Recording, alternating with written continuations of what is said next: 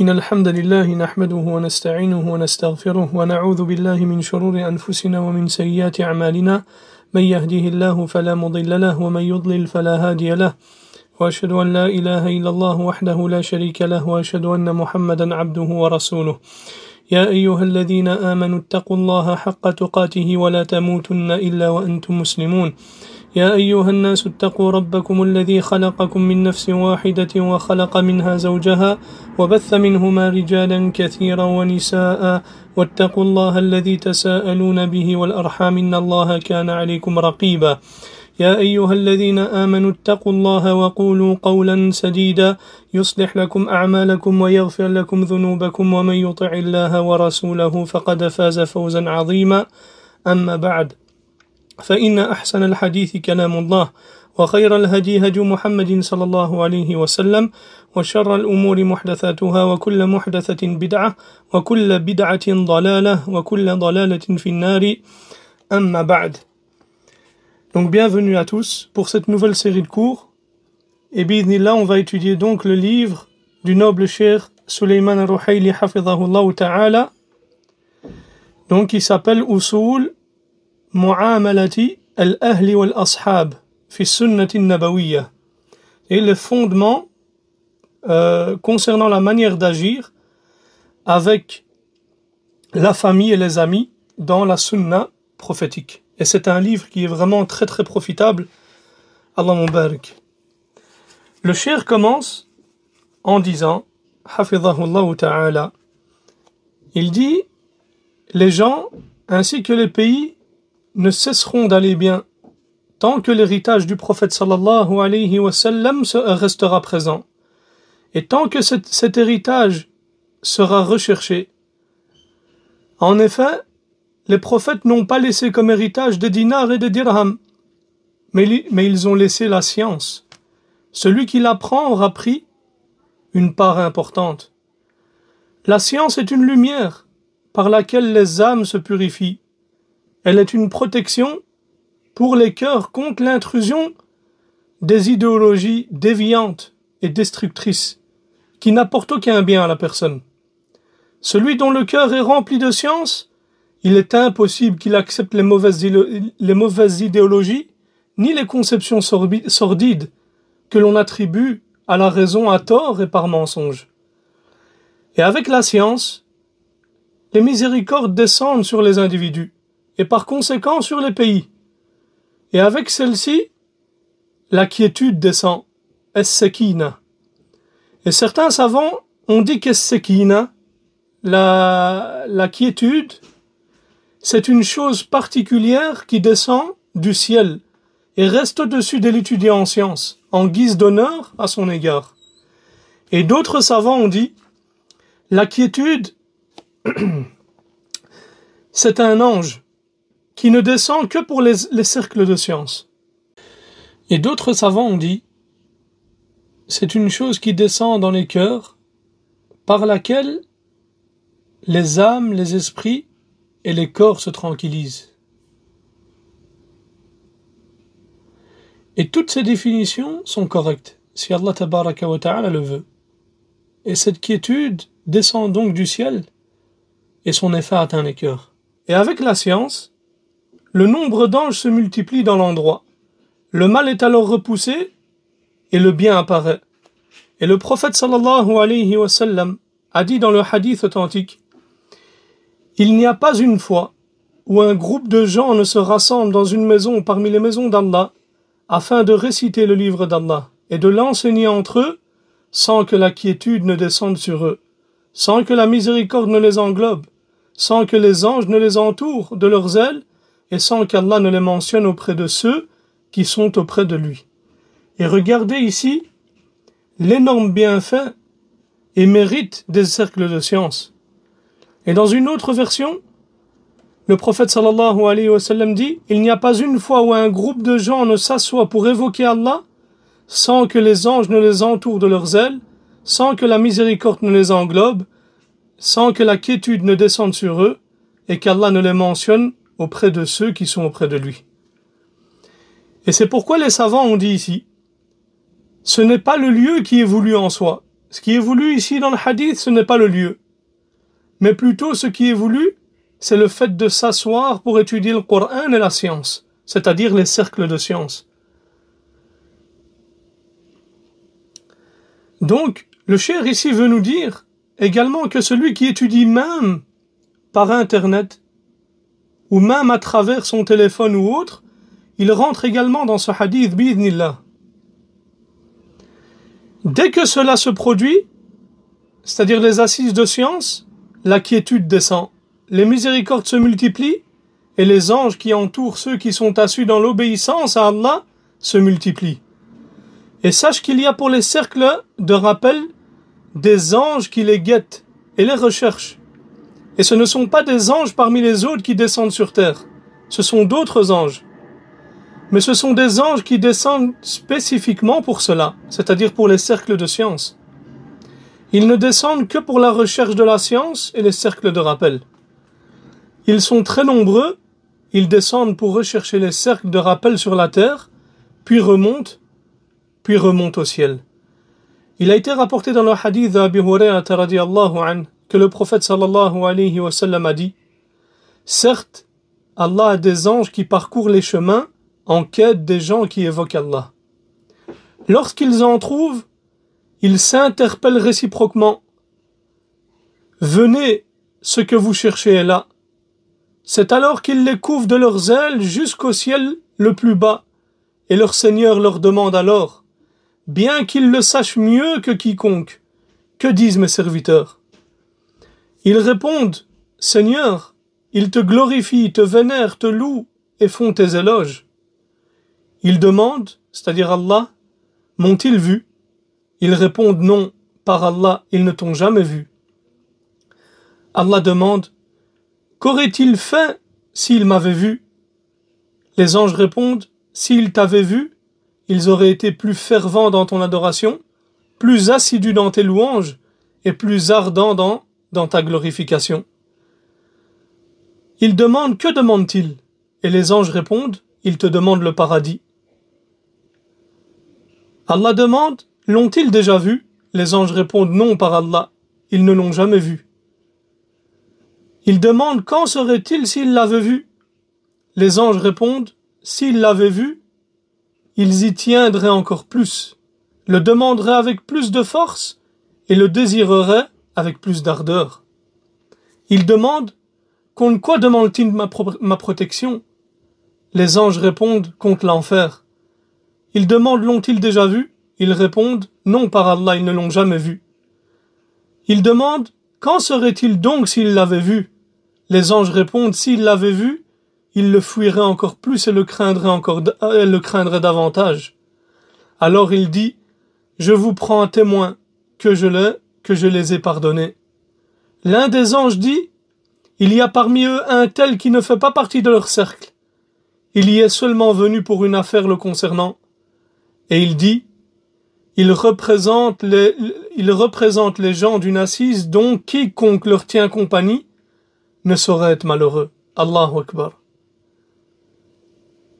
Les savants ont dit: lorsque les gens de science et les étudiants s'assoient dans une assemblée de science, dans leur état dans lequel ils sont, ils demandent à Allah tabaraka wa ta'ala le paradis et cherchent refuge auprès de lui contre l'enfer.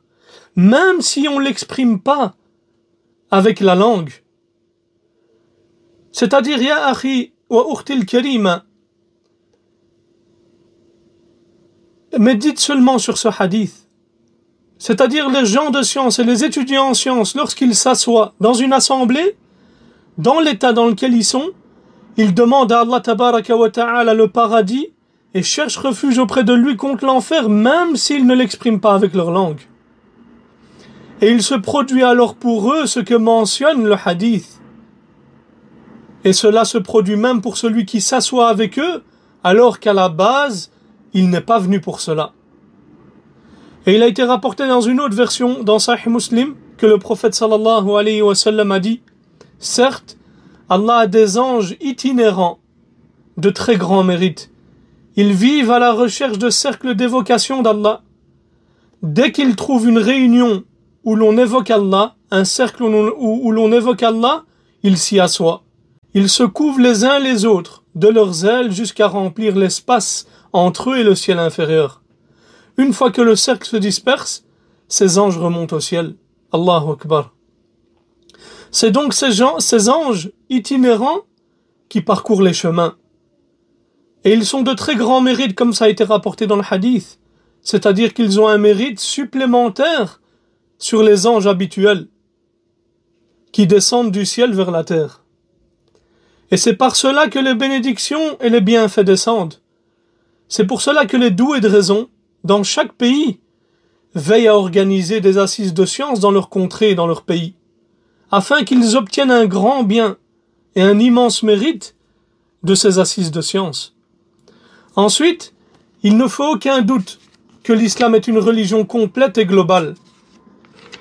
L'islam n'a laissé aucun bien sans nous l'avoir indiqué, que ce soit de manière ancrée ou détaillée, et il n'a laissé aucun mal sans nous avoir mis en garde contre celui-ci, que ce soit de manière ancrée ou détaillée. Il nous a montré tout le bien, et nous a montré également ses branches. La meilleure, celle entre les deux, est la plus infime. L'islam nous a clarifié le tawhid, et nous l'a ordonné. Il nous a montré les nobles caractères, et nous a ordonné de les adopter. Il nous a enseigné l'hygiène personnelle, la propreté, et nous a enseigné également ses règles de bienséance. Il est rapporté de Salman, radiyallahu anhu, qu'on lui dit « Votre prophète vous a tout enseigné, même comment faire vos besoins. » Subhanallah. Et cette bonne manière, ce comportement, à cette époque-là, si vous parcouriez le monde entier, vous ne le trouviez nulle part, si ce n'est chez les musulmans. Une propreté, une pureté, un comportement devant lesquels les civilisations étaient impuissantes. Et c'est notre prophète sallallahu alayhi wa sallam qui nous l'a enseigné. Et Salman a répondu, radiyallahu anhu, tout à fait. Il nous a certes interdit de faire face à la qibla en déféquant ou en urinant, de nous nettoyer les parties intimes avec la main droite, de nous nettoyer avec moins de 3 pierres et de nous nettoyer avec un crottin ou un os. Et dans une autre version rapportée par Muslim, Salman radiyallahu anhu a dit « Les polythéistes nous ont dit « Nous voyons que votre compagnon, c'est-à-dire le prophète sallallahu alayhi wa sallam, vous enseigne même la manière de faire vos besoins. » Et il répondit tout à fait. Et Abu Dharr radiyallahu anhu a dit Mohammed nous a laissé et il n'y avait pas un oiseau qui bougeait ses ailes dans les airs sans qu'il nous ait mentionné une science sur cela. Et l'islam a accordé une très grande importance au comportement, jusqu'à ce que se répande parmi les gens une expression qui est bien connue, et surtout chez les gens de la masse, ad-dinul mu'amalat. La religion, c'est le bon comportement, qui est devenu même comme un proverbe chez les musulmans. Bien que cette expression ne soit pas un hadith du prophète sallallahu alayhi wa sallam, mais elle contient une grande part de vérité, car la force de la foi et la bonne droiture apparaissent véritablement dans les comportements et les attitudes. Et Cheikh al-Islam ibn Taymiyyah rahimahullah a dit « Le voisin connaît son voisin, et la personne connaît celui avec qui il fait des transactions. » C'est pourquoi lorsqu'un homme est venu chez Omar ibn al-Khattab radiyallahu anhu, il est venu témoigner, et une autre personne qui était présente a fait ses éloges. Alors Omar lui a demandé « Est-ce que cette personne est ton voisin, est ton proche voisin, que tu vois nuit et jour, et dont tu connais les allées et venues ?» Et l'homme lui a répondu non. Omar alors a continué en lui disant « Est-ce que tu as déjà fait des transactions commerciales au point où tu as mis en jeu ton or et ton argent, ces transactions qui sont la preuve de la vertu d'une personne ?» Il lui a répondu non. Et puis Omar lui dit encore « Est-ce que cette personne t'a accompagné durant tes voyages, qui sont le meilleur moyen pour découvrir les nobles caractères d'une personne? Il a répondu non. Omar, qu'est-ce qu'il lui a dit? Il lui a dit, tu ne le connais pas. Et il a dit ensuite au témoin, amène-moi une autre personne qui te connaît. Et il a été rapporté également que Omar radiallahu anhu a dit, peut-être que tu l'as simplement vu accomplir quelques prosternations à la mosquée. Et Cheikh Al-Albani rahmatullah alayh a authentifié ce athar. Et subhanallah, ce athar met en évidence l'impact du comportement dans la religion. Le véritable caractère du voisin ne se révèle qu'à travers le comportement. De même, celui avec qui on fait des transactions, de l'argent ou autre, on ne le connaît réellement qu'à travers le comportement. Le voyageur également, on ne peut le juger qu'à travers son comportement. Et cela devient encore plus manifeste et encore plus clair dans les rapports que l'on entretient avec ceux qu'on fréquente le plus, c'est-à-dire la famille et les amis. Et l'islam nous a enseigné, dans ces relations, les fondements de la compagnie et les fondements de la séparation. Car toute relation repose soit sur une compagnie, et celle-ci a ses fondements et ses règles, soit sur une séparation, et celle-ci a également ses fondements et ses règles. Et c'est à partir de cela qu'apparaît l'importance de ce sujet. Les fondements concernant les manières d'agir avec la famille et les amis. Et l'être humain, de par sa nature sociale, a nécessairement de la famille et des amis avec qui il interagit et avec qui il a des relations. Si nous connaissions les fondements religieux concernant le comportement à adopter avec les proches et les amis, l'amitié sera empreinte de bien. La séparation sera aussi empreinte de bien. Et l'homme serait paisible, le cœur sain, en toute situation. Nous allons donc exposer les fondements généraux, les fondements globaux, concernant la manière d'interagir avec la famille et les amis. Puis évoquer des exemples du comportement du prophète sallallahu alayhi wa sallam avec sa famille, suivi d'exemples de son comportement avec ses compagnons, radiyallahu anhum, car il est pour nous un excellent modèle à suivre. Et sur cette base, nos propos tourneront autour de 3 points. Le premier, les fondements globaux concernant la manière d'agir avec la famille et les amis. Le deuxième, le comportement du prophète sallallahu alayhi wa sallam avec sa famille. Et le troisième, le comportement du prophète sallallahu alayhi wa sallam avec ses compagnons. Et les objectifs que nous visons à travers ce sujet sont les suivants. Et ça, c'est quelque chose de très important. Et c'est pour cette raison qu'on écoute ces cours-là.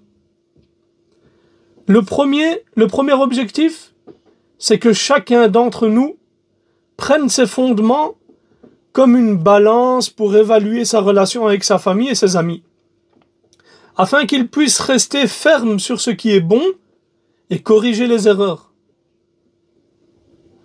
Et on a tous des relations. Et on interagit tous avec nos proches et nos amis. Mais il faut ici qu'on s'interroge. Est-ce qu'on se comporte avec sagesse et guidée, ou bien on commet des erreurs? Et ces fondements que nous allons exposer servent de balance avec laquelle chacun peut jauger sa conduite et son comportement dans ses relations. Le deuxième objectif, que chacun d'entre nous adopte ces fondements comme méthodologie et comme mode de vie dans ses interactions et relations futures avec ses proches et ses amis. Ainsi, le premier concerne ce qui est passé, le premier objectif concerne ce qui est déjà passé, et le second concerne ce qui est à venir. Et ces deux objectifs sont d'une immense importance.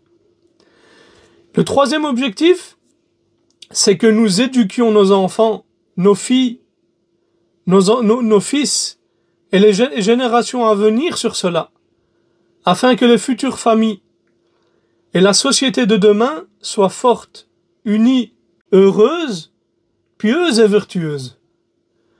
Et nous avons besoin de rattacher les générations au noble caractère et au comportement de l'islam, ainsi qu'aux coutumes qui ne contredisent pas la religion d'Allah. Il nous faut éduquer les générations sur le comportement de Mohammed sallallahu alayhi wa sallam et de les éduquer sur les coutumes et traditions de nos pères et de nos aïeux, tant que celles-ci ne vont pas à l'encontre de la religion d'Allah tabaraka wa ta'ala. Et combien notre besoin est grand, ya ikhwa wa akhawat, concernant cela. En cette époque où malheureusement, nous voyons les pères et les mères être loin de leurs fils et de leurs filles, jusqu'à ce que ces derniers soient confiés à des nourrices, ou même certains laissent leurs enfants toute la journée sur les téléphones.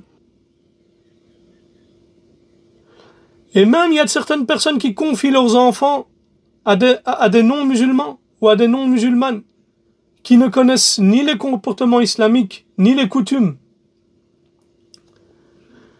Et il est également profondément regrettable de constater à quel point certains jeunes semblent avoir perdu tout sens du respect.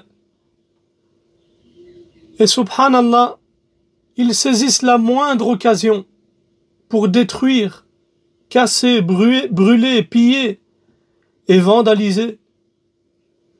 Et ce qui rend cette situation encore plus attristante, c'est que ces comportements sont parfois observés chez des jeunes qui s'affilient à l'islam. Alors que de tels agissements sont en totale contradiction avec les principes de notre religion. Ont-ils oublié qu'ils rendront des comptes pour ce désordre, mais également pour ce qu'ils causent comme tort à l'islam, à la communauté et aux musulmans en Europe particulièrement? Subhanallah, on en est arrivé à un point, ya ikhwa wa akhawat, où lorsqu'il y a un délit qui est commis, on dit que c'est un musulman. On accuse la personne d'être musulmane. Imaginez-vous, subhanallah. Alors que tous ces actes sont blâmés et condamnés explicitement dans le Coran, que ce soit le vol, la vente de drogue, qui fait partie du fait de semer la corruption sur terre, et autres. Ceux qui font cela, quelle image donnent-ils de la religion? Le musulman, où il se trouve, représente sa religion, subhanallah. Nos actes peuvent soit honorer l'islam, soit ternir l'image de l'islam. Ils peuvent être une cause de l'entrée en islam des non-musulmans, mais également être une cause de leur éloignement à cause de leur mauvais comportement. Es-tu prêt à rencontrer ton Seigneur en ayant été la cause d'un grand nombre de personnes qui détestent l'islam à cause de ton comportement? Que d'autres opportunistes, ennemis de l'islam, prennent cela comme prétexte pour attaquer l'islam? Allahul Musta'an. Et wallahi, al-allamatu, le cheikh Taqiyuddin al-Hilali al-Maghribi, avait raison lorsqu'il disait: les musulmans sont de nos jours le plus grand obstacle à l'entrée des non-musulmans dans l'islam. Et ce en raison de leur non-attachement à l'islam, de leur déviation du droit chemin, et pour certains d'entre eux, à cause de leur comportement. Il faut absolument qu'on éduque nos enfants sur les comportements de l'islam. Wallahu al-musta'an.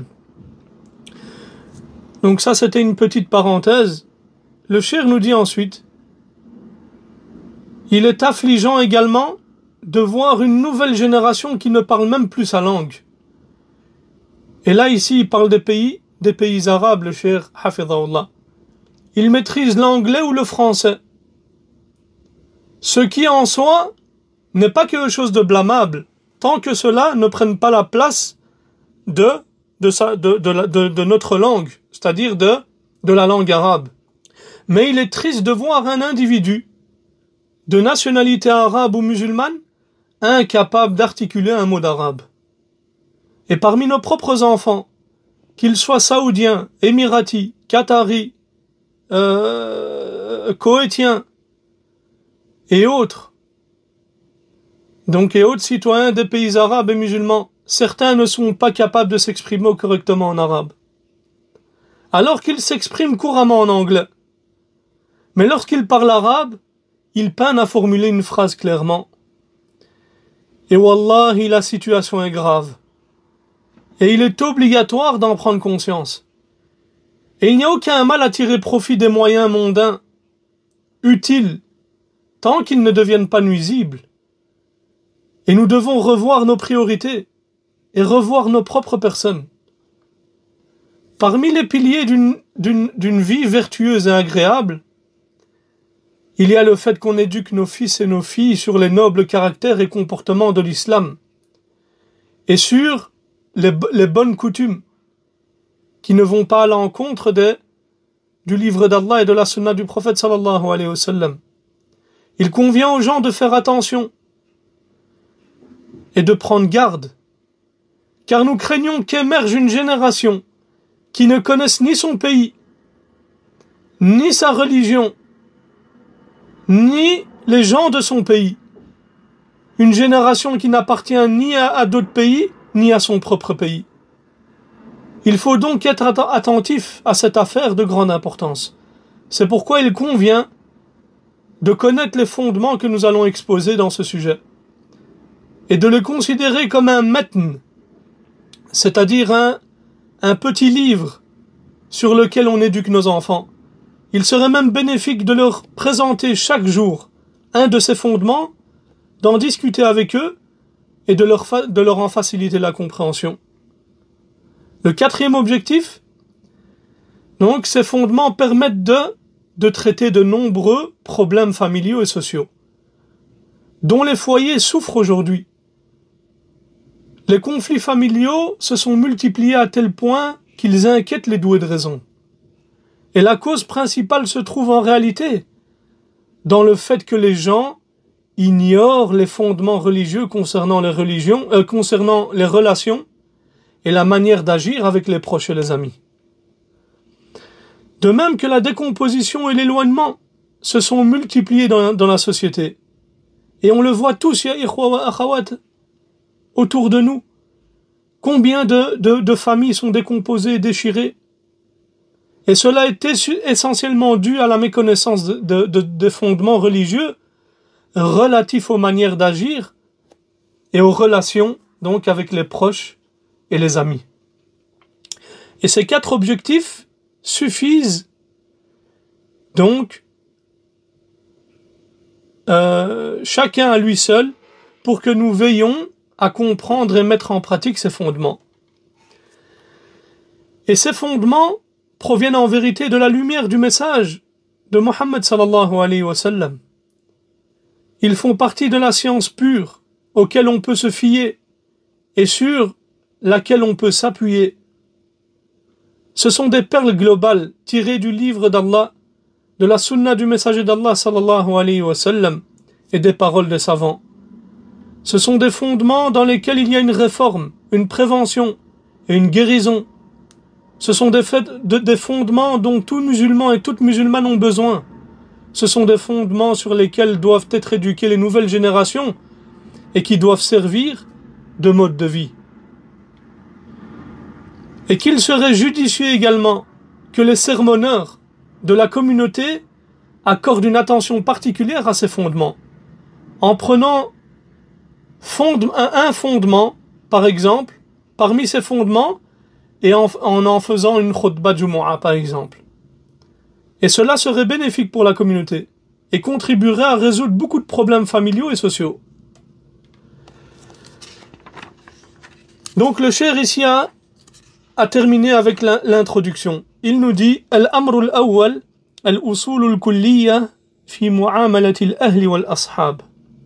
Donc la première chose que nous allons voir, c'est les fondements globaux concernant la manière d'agir avec la famille et les amis. الأصل الأول أن تكون المعاملة لله. Le premier fondement, que la relation soit pour Allah tabaraka wa ta'ala. Donc le premier fondement, que la relation soit pour Allah tabaraka wa ta'ala. Et cela consiste à quoi? À ce que la personne agisse, donc à ce que la personne agisse bien avec sa famille pour Allah, et qu'il agisse bien avec ses amis pour Allah, qu'il espère ce qu'il y a auprès d'Allah, et qu'il craigne Allah s'il venait à négliger les droits de sa famille et de ses amis. C'est ainsi qu'il sera heureux et rendra heureux les autres.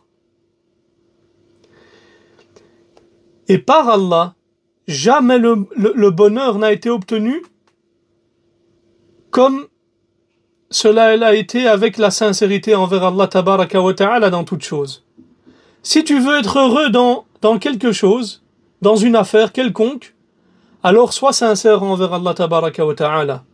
Si tu veux être heureux dans ta prière, lutte contre ton âme, contre toi-même, pour avoir la sincérité dans ta prière.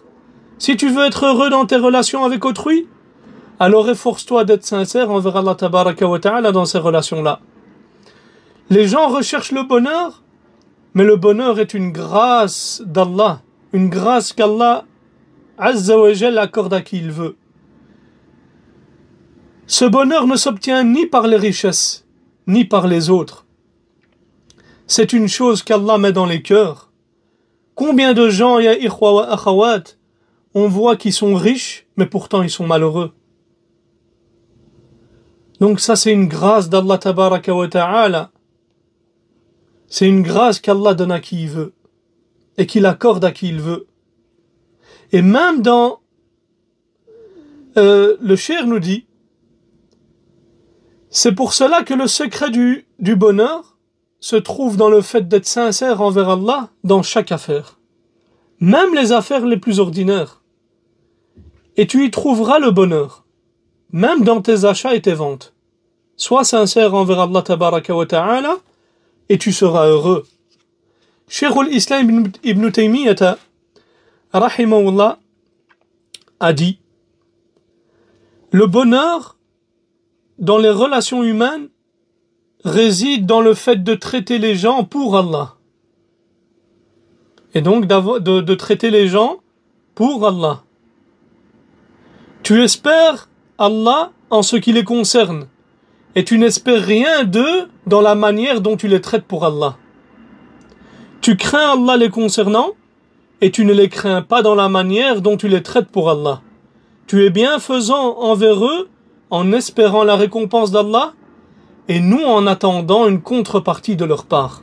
Allahu Akbar. Et ce qui est voulu ici par contrepartie, c'est l'échange. C'est-à-dire que la personne soit bienfaisante envers les autres. Car il espère ce qu'il y a auprès d'Allah tabaraka wa ta'ala comme récompense. Et non pour que la personne envers qui il a été bienfaisante soit bienfaisante envers lui en retour. Certes, il n'y a aucun doute que l'être humain aime être traité comme il traite l'autrui, voire mieux. Mais ce n'est pas là le but principal. L'objectif principal est de satisfaire Allah tabaraka wa ta'ala et d'espérer ce qu'il y a auprès de lui comme récompense. Ensuite, Cheikh al-Islam dit, et tu t'abstiens d'être injuste envers eux par crainte d'Allah et non par crainte d'eux. Donc la personne s'abstient d'être injuste envers eux. Il n'est injuste ni envers une épouse, ni envers une sœur, ni envers un frère, ni envers un ami.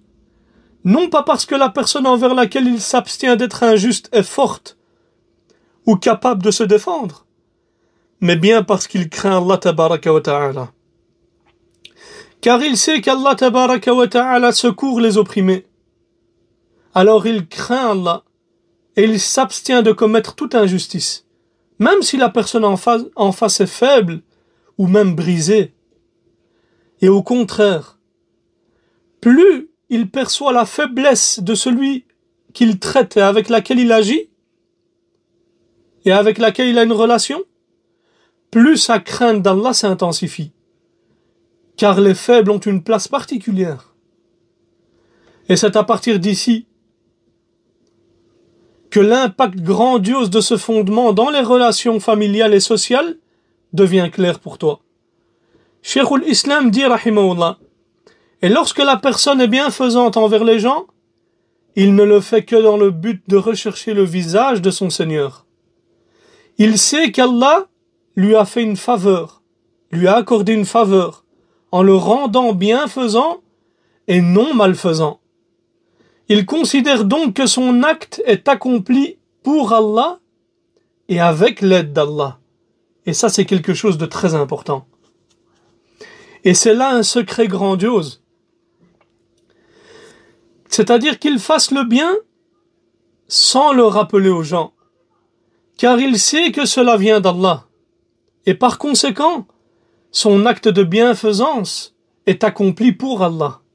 Sa manière d'agir est alors exemptée de toute offense. Et sa bienfaisance est exemptée du fait de rappeler aux autres ce qu'il a fait comme bien.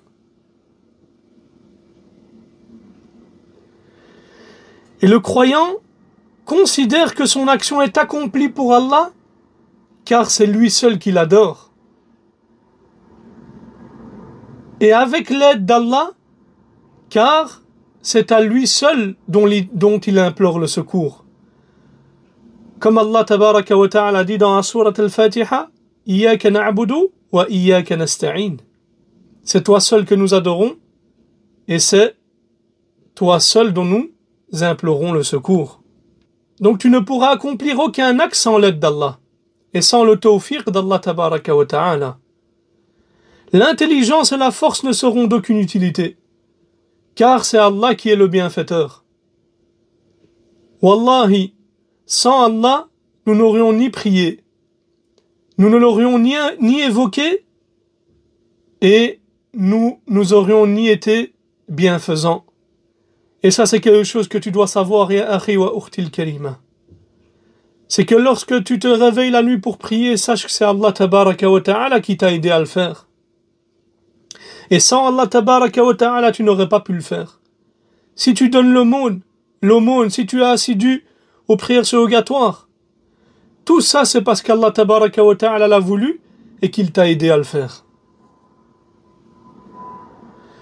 Ainsi, si notre action provient d'Allah tabaraka wa ta'ala, elle doit alors absolument être accomplie pour Allah, seul, sans rien lui associer. Et c'est là le secret du regroupement entre l'adoration et la demande d'aide dans la sourate Al-Fatiha, dans la parole d'Allah, Iyaka na'budu wa iyaka nasta'in. C'est toi seul que nous adorons et c'est toi seul dont nous implorons le secours. Donc si tu sais que ton action provient d'Allah tabaraka wa ta'ala, alors tu dois absolument l'accomplir pour Allah tabaraka wa ta'ala seul, sans rien lui associer. Cheikh l'Islam dit, rahimahullah, la personne sait certes qu'Allah est celui qui lui a accordé ce bienfait et qu'il l'a employé dans l'accomplissement du bien. Il doit alors remercier Allah de lui avoir accordé de cheminer sur la voie la plus aisée. Et par conséquent, il doit également le remercier de lui avoir accordé ce qui lui est bénéfique. Et parmi les gens, il y en a qui font le bien envers autrui dans le but de leur rappeler ce qu'ils leur ont fait comme bien, ou pour en obtenir en retour obéissance, glorification ou tout autre intérêt. Et il se peut qu'il rappelle ce bien à la personne en lui disant « J'ai fait ceci et cela pour un tel, et il ne m'a pas remercié. » Celui-là n'a ni adoré Allah, ni imploré son aide.